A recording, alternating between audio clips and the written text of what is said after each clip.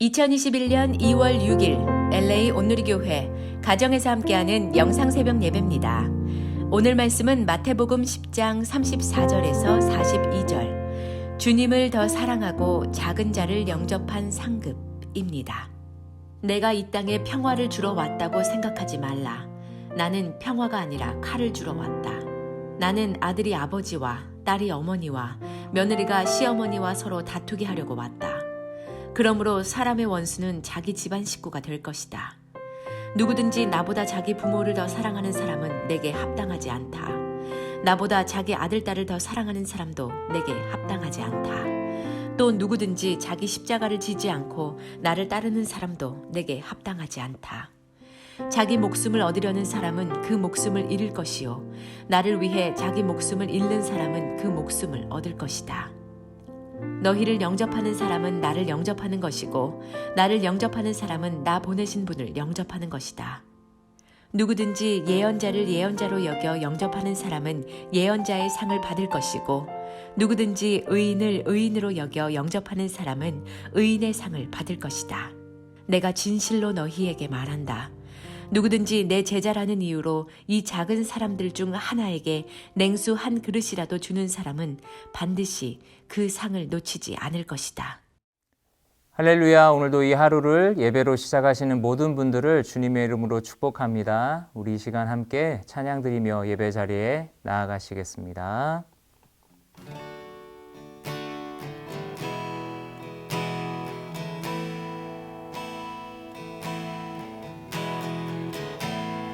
내 안에 사는 이 예수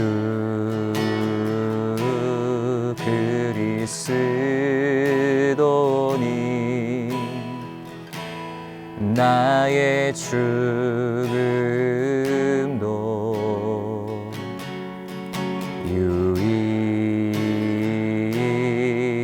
유익함이라. 나의 왕 내 노래 내 생명 또 내 기쁨 나의 힘 나의 것 내 평화 나의 주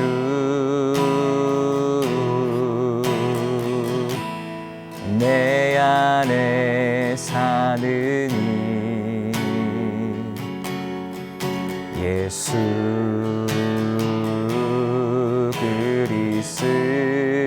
그리스도니 나의 죽음도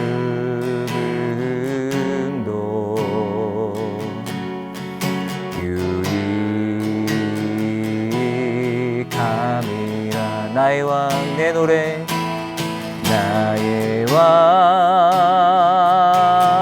내 노래 내 생명 또 내 기쁨 나의 힘 나의 것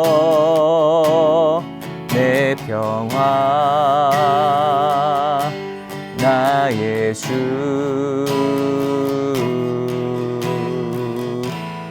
내 안에 사느니 예수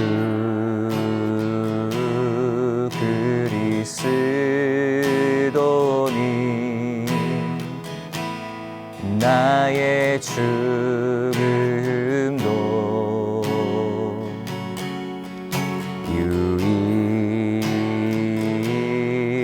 유익함이라. 나의 죽음도 나의 죽음도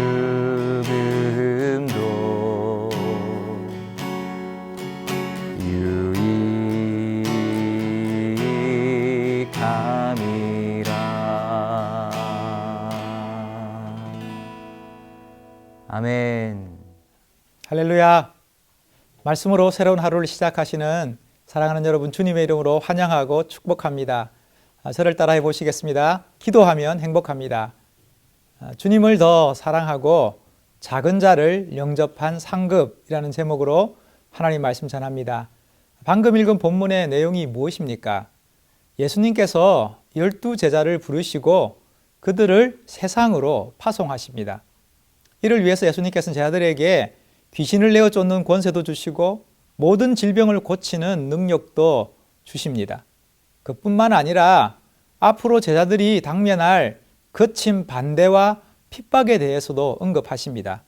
즉, 예수님을 따르는 제자의 삶에 있어서 어려움과 힘겨움은 그리 새삼스러운 것이 아님을 강조하기 위함입니다.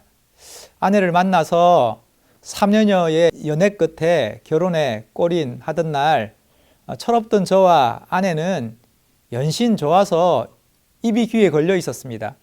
식사를 걸러도 전혀 배가 고프지 않았고 새어나오는 웃음을 붙잡을 수가 없었습니다. 하지만 장모님과 장인 어른은 마냥 좋을 수만은 없었을 것입니다. 왜냐하면 이제부터 당신의 딸이 한 남자의 아내로 또 아이들의 엄마로 살아가는 삶이 어떤 것인지 너무나도 잘 아셨기 때문일 것입니다. 연신 웃음을 감추지 못하는 저에게 그날 어머니께서 이렇게 말씀하셨습니다. 그렇게 좋나? 지금 돌아보면 그 말에는 참 많은 것이 담겨 있었구나 깨닫게 됩니다. 한 가정을 일구고 가족들을 건사하며 가장으로서 살아가는 삶의 무게를 짐작이나 할 수 있었을까요? 지금 제 아들을 세상으로 파송하시는 예수님의 마음이 어쩌면 이와 같지 않았을까 생각해 봅니다. 그래서 예수님께서는 앞서 내가 너희를 보내는 것은 양을 늑대 소굴로 보내는 것 같구나 라고 말씀하신 것이 아닐까요? 이를 오늘 본문에서는 이렇게 말씀하고 있습니다. 내가 이 땅에 평화를 주려고 왔다고 생각하지 말라. 나는 평화가 아니라 칼을 주려 왔다. 내가 이 땅에 평화를 주러 왔다고 생각하지 말라. 나는 평화가 아니라 칼을 주러 왔다. 나는 아들이 아버지와 딸이 어머니와 며느리가 시어머니와 서로 다투게 하려고 왔다. 그러므로 사람의 원수는 자기 집안 식구가 될 것이다. 누구든지 나보다 자기 부모를 더 사랑하는 사람은 내게 합당하지 않다. 나보다 자기 아들, 딸을 더 사랑하는 사람도 내게 합당하지 않다. 또 누구든지 자기 십자가를 지지 않고 나를 따르는 사람도 내게 합당하지 않다. 자기 목숨을 얻으려는 사람은 그 목숨을 잃을 것이요. 나를 위해 자기 목숨을 잃는 사람은 그 목숨을 얻을 것이다. 사랑하는 여러분, 평강의 왕이신 예수님께서 왜 제자들에게 평화가 아니라 칼을 주려 왔다고 말씀하셨을까요? 지난 연말 드림랜드 아이들이 고은하 전도사님과 함께 신약 성경을 통독하는 시간을 가졌는데요. 아이들이 성경을 읽으면서 잘 이해되지 않거나 궁금한 점들을 질문하게 했습니다. 그때 나왔던 질문 가운데 하나가 바로 이 말씀입니다. 싸우지 말고 사이좋게 지내라 하실 것 같은 사랑의 예수님께서 어떻게 평화가 아니라 칼을 주러 왔다 말씀하시며 자녀들이 부모와 다투게 하려고 왔다고 하시는 걸까요? 이것이 드림랜드 아이들의 질문입니다. 여러분 대단하지 않습니까? 질문만으로도 정신이 번쩍 들게 합니다. 사실 우리도 지금 아이들과 같은 질문 앞에 서 있습니다. 사랑하는 여러분, 예수님께서 이렇게 말씀하신 뜻은 무엇일까요? 이는 제자들이 세상 속에서 당면할 현실을 직시하게 하는 말씀입니다. 사도행전을 통해서 얼마든지 확인할 수 있는데요. 사람들에게 평화의 복음을 선포하지만 되레 그것이 사람들 가운데 야기하는 것이 무엇입니까? 베드로의 설교를 들었던 사람들처럼 마음이 찔려 가슴을 치며 어찌할꼬 회개하는 사람들도 있었지만 스데반의 설교를 들었던 사람들은 참을 수 없는 분노와 증오로 응징의 도를 들었던 것이죠. 이것이 바로 평화의 복음, 생명의 복음을 대하는 사람들의 상반된 반응입니다. 따라서 평화가 아니라 칼을 주고 다툼을 주려 왔다는 예수님의 말씀은 복음 그 자체가 갈등을 야기하고 다툼을 조장하며 분쟁을 부추긴다는 뜻이 아니라 복음이 선포되는 자리에 나타나는 하나의 현상과 반응을 일컫는 말씀인 것이죠. 즉 세상이 너희에게 결코 호의적이지 않을 거야. 사람들이 너희에게 결코 친절하지만은 않을 거야. 그러니 마음 단단히 먹어야 해 라고 예수님께서 말씀하시는 것입니다.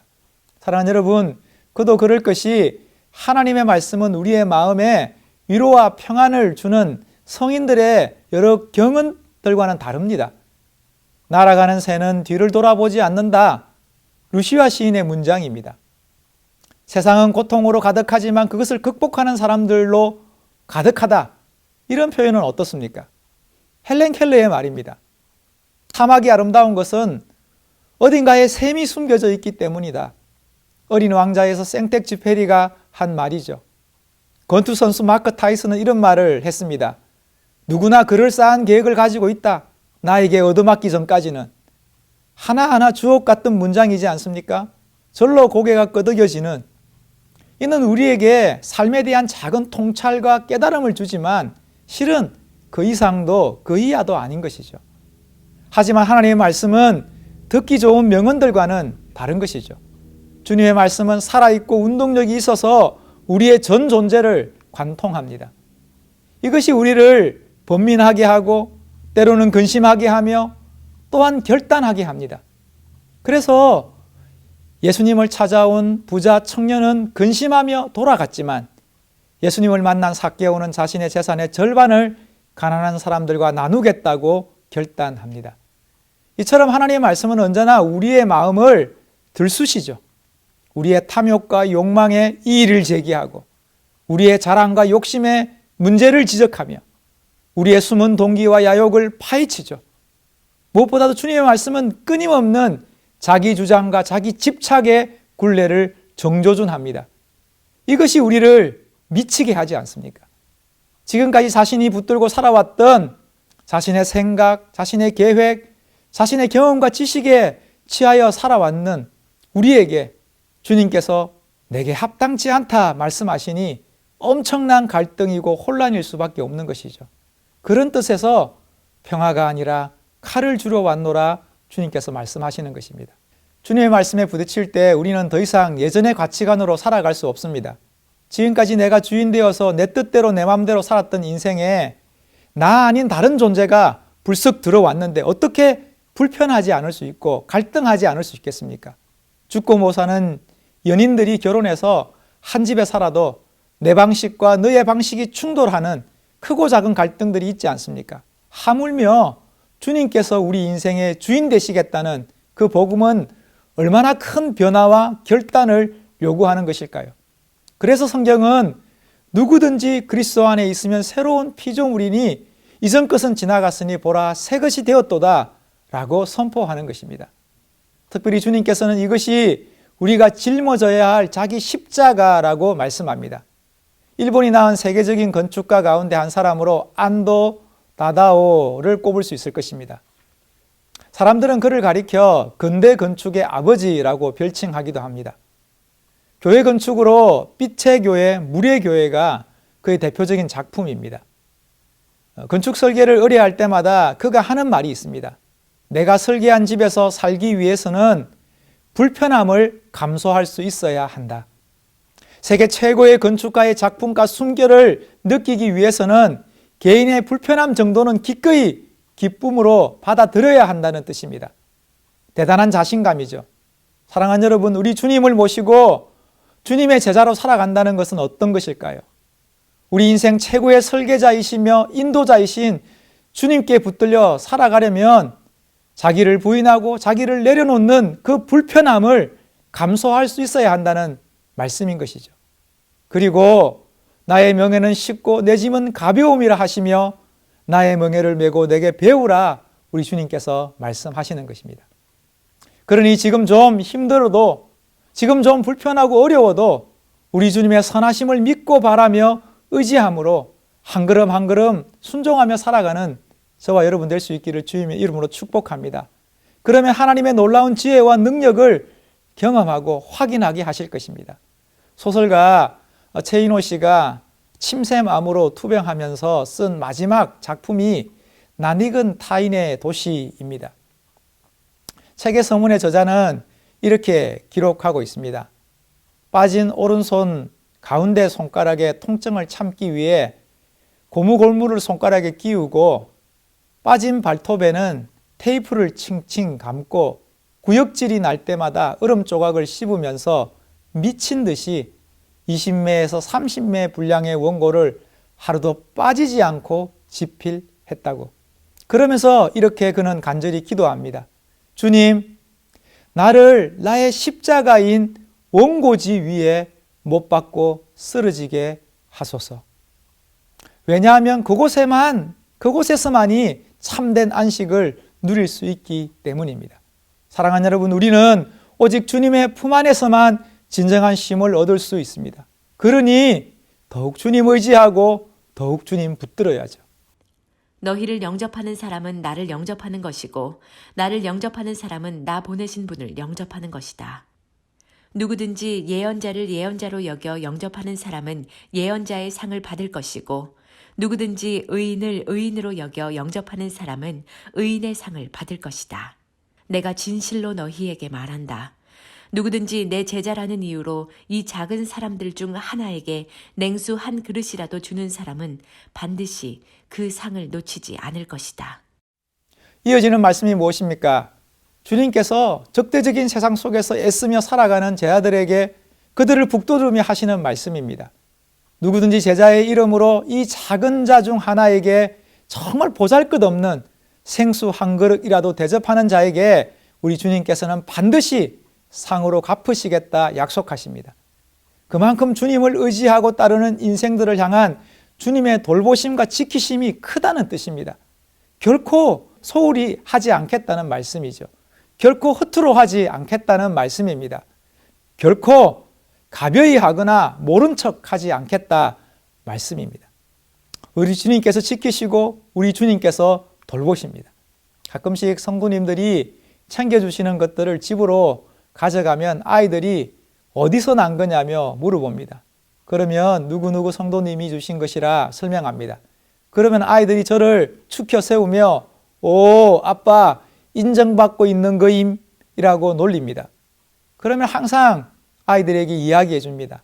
아빠가 잘해서 잘나서 그런 게 아니라 성도님들이 예수님을 섬기는 마음으로 주님을 사랑하는 마음으로 귀한 것 대접하시는 거라고. 사랑하는 여러분, 너희를 영접하는 사람은 나를 영접하는 것이고 나를 영접하는 사람은 나 보내신 분을 영접하는 것이라는 말씀의 의미가 무엇입니까? 우리 주님께서 우리와 온전히 함께 하신다는 뜻이죠.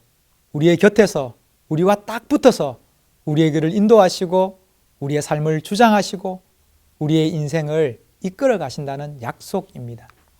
사랑하는 여러분, 주님이 지키십니다. 주님이 함께 하십니다. 우리를 결코 놓치지 않으십니다. 그러니 오늘 하루도 그 약속 믿고 주님 의지하며 살아가시는 저와 여러분 될 수 있기를 주님의 이름으로 축복합니다. 여러분 한번 저를 따라해 보시겠습니다. 주님이 지키십니다. 함께 기도하시겠습니다. 하나님 아버지, 이 험악한 세상 속에 어려운 엄혹한 시기 가운데 우리가 의지하고 붙들 분은 오직 주님이심을 고백합니다. 주님 바라며 주님 의지하며 살아가는 인생에게 하나님의 선하심을 경험케 하시고 하나님의 온전하신 약속 가운데 살아갈 수 있는 믿음의 인생 되게 하여 주옵소서. 예수님의 이름으로 기도합니다. 아멘.